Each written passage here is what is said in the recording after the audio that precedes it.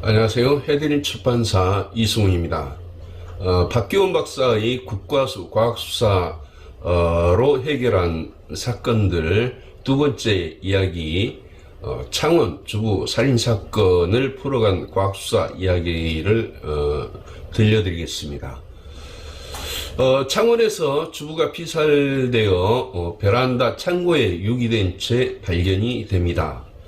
마침 야간 근무를 마치고 돌아온 남편이 부인을 찾았지만 안 보여서 집안의 여기저기를 살피던 중 베란다 창고에서 웅크린 채 숨져 있는 아내를 발견하고 바로 119에 신고를 한 것입니다. 부인은 바로 병원으로 우송하였지만 이미 사망한 상태였습니다. 변사자에 대한 부검 결과 목이 졸려 숨진 것으로 확인이 되었죠. 담당 형사가 사건 현장에 대한 감식을 국과수에 의뢰를 하였습니다. 경찰은 사건 현장의 혈흔이 사건 후 지워진 것 같다며 현장에 대한 혈흔 검사가 반드시 필요하다고 하였죠. 혈흔 검출 시약, 증거물 채취 연구 등을 준비를 해서 박기원 박사는 바로 사건 현장으로 갔습니다. 현장에 도착해서 사건 현장을 관찰하였죠. 박기원 박사는 부검 당시 본 그 변사자의 얼굴과 이마에 난 상처로 보아서는 현장에 그 혈흔이 많을 것으로 생각했는데 혈흔이 거의 발견되지 않았습니다. 창문 틈으로 범인이 침입한 흔적을 찾기 위해 창문 틀, 창살 등을 조사했지만 별다른 흔적은 발견되지 않았죠. 즉, 그 범인은 현관문을 통해 들어왔음을 추정할 수는 있었는데요. 침입 흔적을 조사한 후에 그 방, 또 거실, 베란다 등에 대한 혈흔 검사를 실시하였습니다. 혈흔 검사의 주안점은 어떻게 어느 곳에서 살해됐고 또 시신을 어느 곳에서 어느 곳으로 이동했는지 여부, 그리고 범인이 원래 있던 혈흔을 닦았는지 여부도 밝히는 것이었죠. 혈흔 검사 결과 피해자가 살해된 것으로 판단되는 그 안방에서는요, 거의 혈흔이 검출되지 않았습니다. 안방을 나와서 거실을 따라서 계속 그 혈흔 검사를 진행을 했지만, 마찬가지로 거의 혈흔은 검출되지 않았죠. 약간의 그 혈흔 흔적만 발견될 뿐이었습니다. 아무리 그 목을 졸라 살해를 했다고 해도 혈흔이 너무 적게 발견된 것입니다. 박기원 박사에게는 그 이해가 되지 않는 사실이었습니다. 하지만 이 의문은 베란다에 대한 혈흔 검출 그 시험 결과 풀리기 시작했죠. 물이 내려가는 그 배수구 주위와 배수구 옆에 있던 마른 걸레에서도 혈흔이 검출된 것입니다. 범인이 걸레로 사건 현장의 혈흔을 깨끗하게 닦은 것으로 보였죠. 다시 말해서 이는 범인이 집안에서 상당한 시간 머물렀음을 증명하는 것이기도 하겠죠. 따라서 범인은 면식범이거나 또 피해자를 잘 아는 사람으로 생각할 수 있고, 밖에서의 침입 흔적이 없는 것으로 봐서 아파트의 현관문을 통해서 들어온 것으로 추정할 수 있었습니다. 박기원 박사는 집안에 장시간 머물 수 있는 사람이 누가 있을까를 생각했습니다. 남편일까? 아니면 친척일까? 아니면 또 뭐 잘 아는 사람일까? 궁리를 많이 했죠. 하지만 그 사건이 새벽에 일어났는데, 그 늦은 밤까지 누가 그곳에 있었을까 하는 의문은 계속 들었습니다. 혹시 남편이 일찍 귀가해서 일을 저지른 것은 아니었을까요? 처음에는 남편을 의심할 수밖에 없었습니다. 일단 남편의 알리바이가 성립이 되는지 여부가 중요했죠.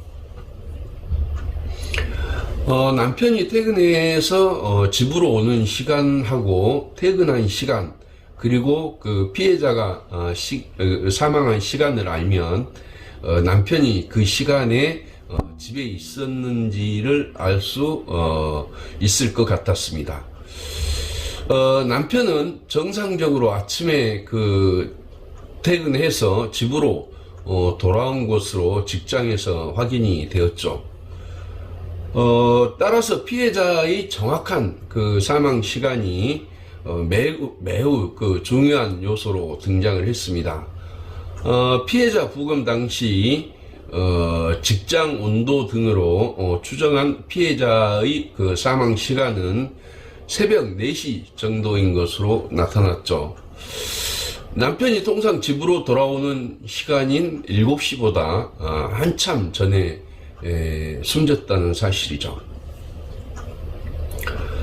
직장 온도 등에 의한 그 사망 추정 시간이 약간의 그 오차가 있다는 것을 인정을 해도 남편은 범인이 아닐 가능성이 많은 것으로 보였습니다. 하지만 여러 가지 정황으로 봐서는 남편을 완전히 배제할 수가 없었죠. 의심스러운 것은 그 남편이 박기훈 박사가 현장에서 그 실험을 하는 내내 너무나 담담하게 실험 장면을 지켜보고 있었고, 언뜻 본 그의 목에서는 약간의 긁힌 상처가 있었습니다. 그 상처는 부인과 다투다가 생겼을 가능성도 있는 것이겠죠. 현장에 대한 감식을 마치고 박기훈 박사는 연구소로 돌아왔습니다. 현장에서 채취한 증거물하고 의뢰된 남편의 의류 등도 같이 분석을 실시했죠. 그 증거물들을 분석한 결과 결론적으로 말하면 뚜렷한 범인을 추정할 만한 증거를 찾지 못했다는 것입니다. 혹시 몰라서 성범죄 쪽으로도 그 무게를 두고 부검 때 채취한 질 내용물에서 남성의 유전자형을 검출을 하려고 노력했지만 검출하는 데에는 실패를 했습니다.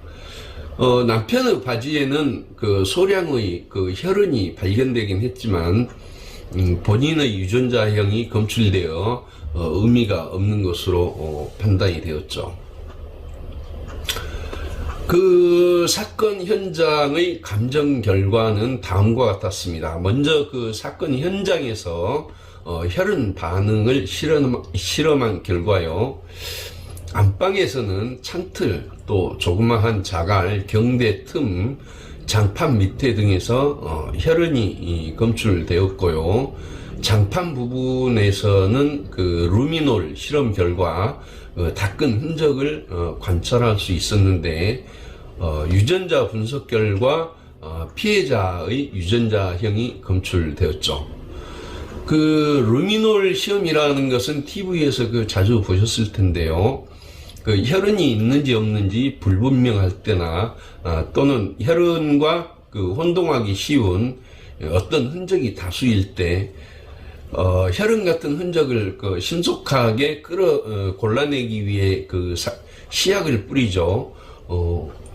그 화학 발광 검사법이라고도 하는데요. 루미놀과 과산화 수소수의 알칼리 혼합에게 혈색소가 작용을 하면 그 촉매 작용에 의해서 루미놀이 이 화학 발광하는 현상을 그 응용하는 것이 루미놀 검사법입니다. 그 루미놀 시약을 암실 안에서 그 검사 물건에 이렇게 분무를 해서 형광을 바라면 그 양성으로 판단을 하는 것이죠. 그 안방 다음으로 거실에서는요, 그 소파와 소파 및 그 방바닥 등에서 혈흔이 검출이 되었는데 모두 피해자의 유전자형으로 검출이 된 것이고요.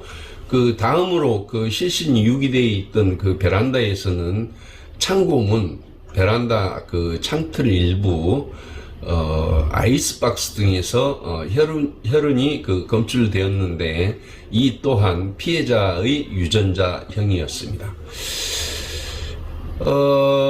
창고의 벽면 등에는 닦은 흔적이 있었지만 혈흔은 검출되지 않았습니다.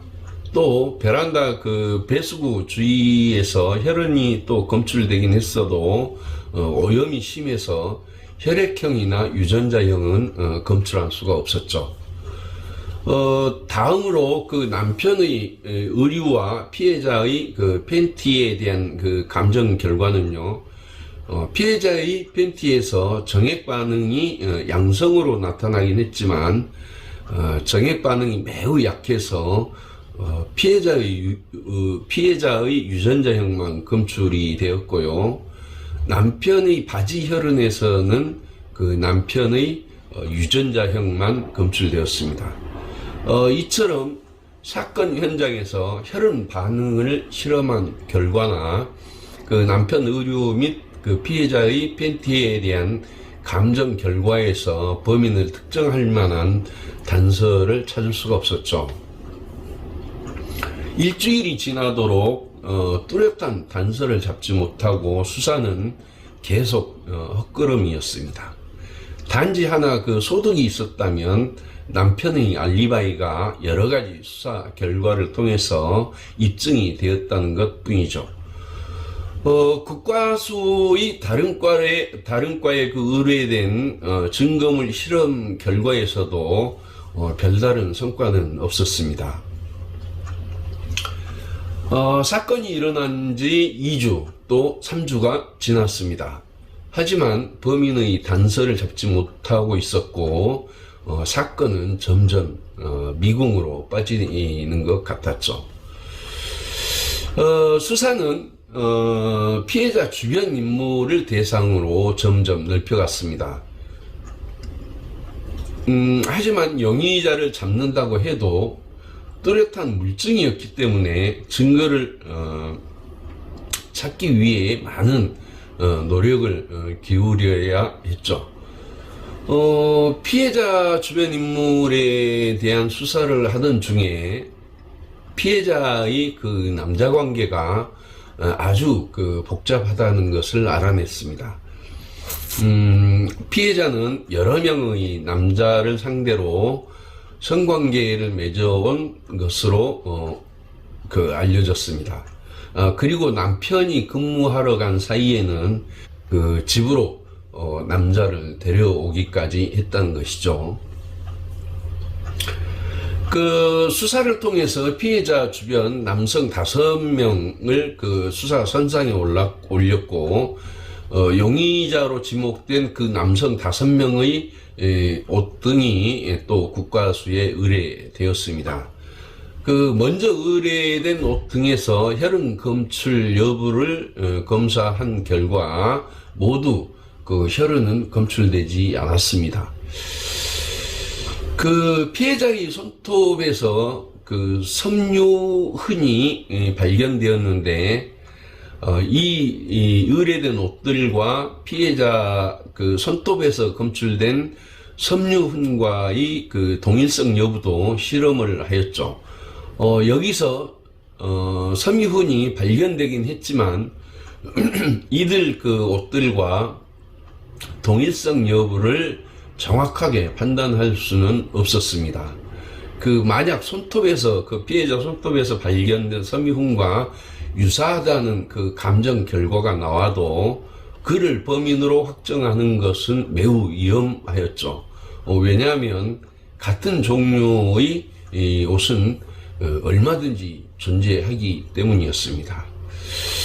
결국 의뢰된 용의자들 그 옷 등에서 단서가 될 만한 증거를 찾지를 못하고 사건은 또다시 미궁으로 빠져들었습니다. 벌써 사건이 일어난 지 4주째가 지나고 있었죠. 다른 사건에 밀려 이 사건도 점점 관심의 대상에서 멀어져 가는 듯 했죠. 이 사건은 계속 박기원 박사의 머릿속을 맴돌고 있었습니다.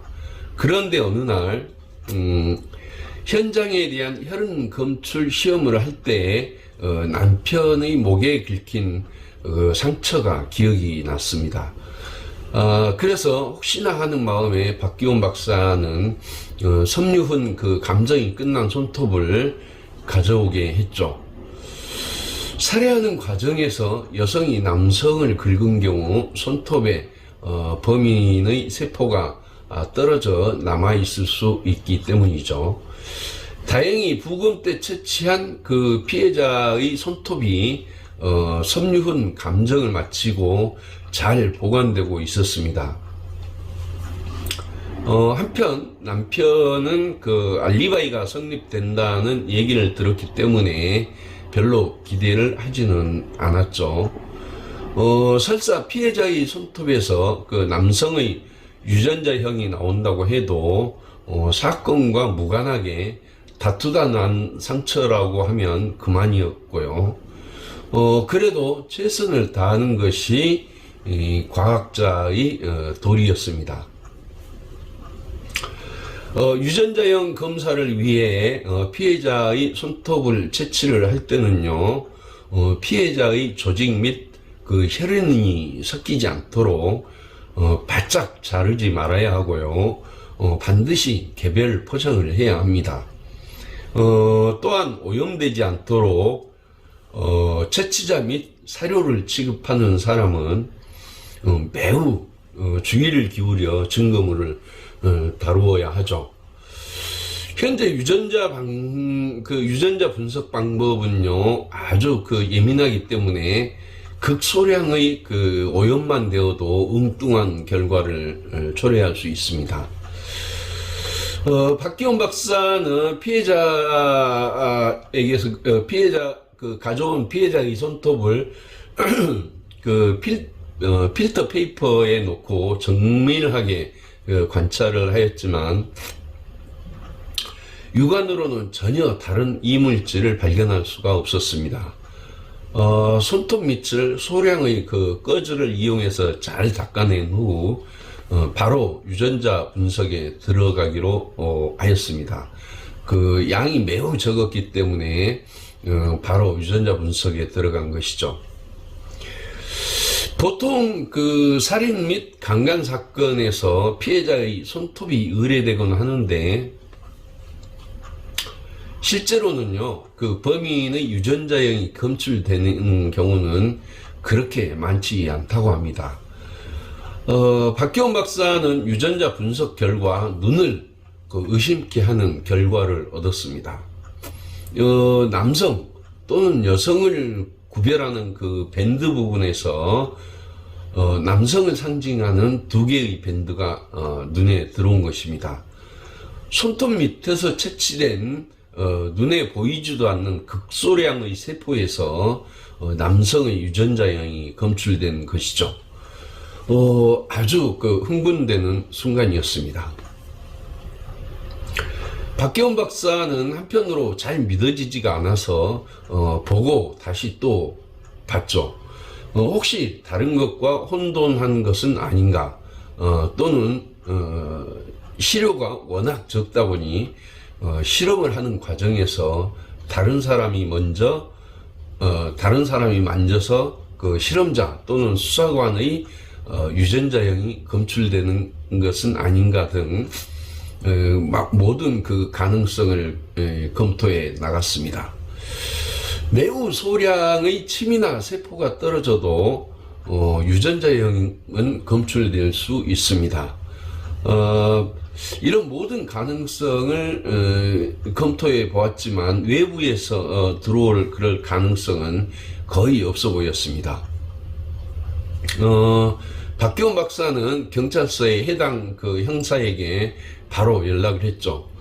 손톱에서 남성의 유전자형이 검출되었으니까 용의자들의 그 시료를 채취해서 가능한 빨리 보내라고 했습니다. 연락을 하고 나서도 박기원 박사는 흥분을 감추지 못했습니다.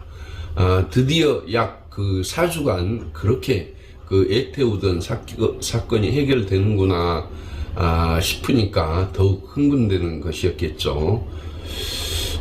그리고 전혀 기대하지 않았던 것에서도 결정적인 결과를 얻을 수 있어서 더욱 기분이 좋았습니다.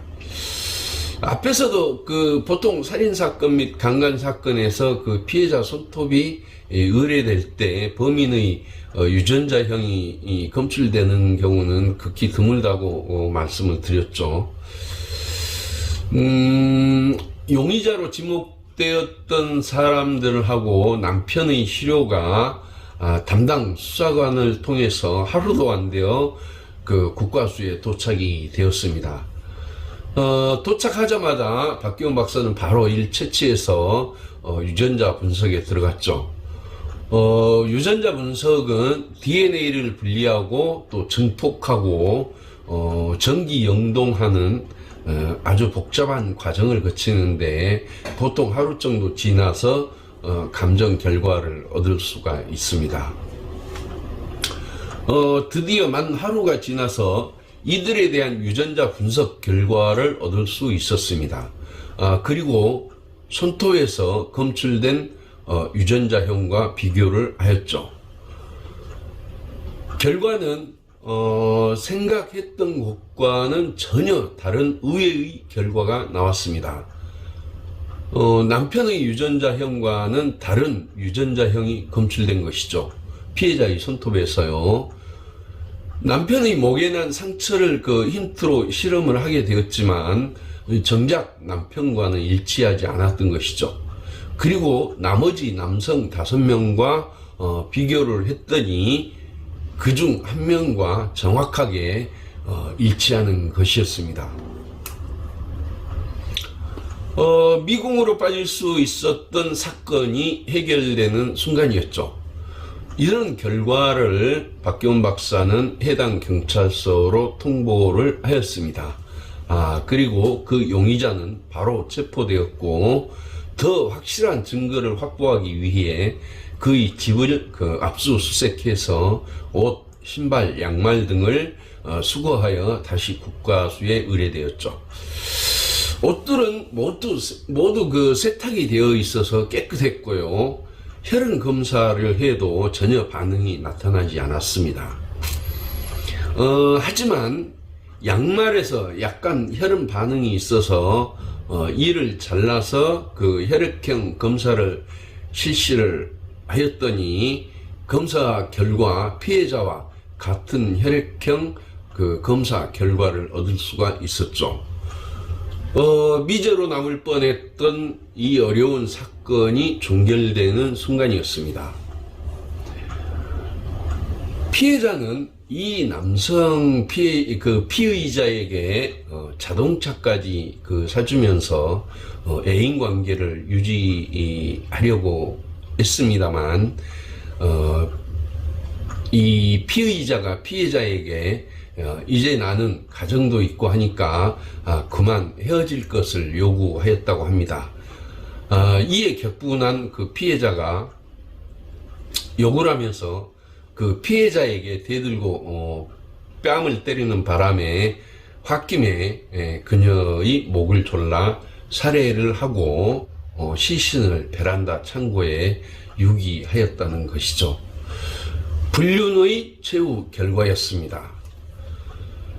사건은 기분 좋게 해결되었지만 박기원 박사는 우리 사회의 잘못된 성문화를 보는 듯해서 기분이 씁쓸하였습니다. 어떠한 경우에도 타인의 신체를 훼손하거나 생명을 앗아서는 절대 안 되는 일입니다.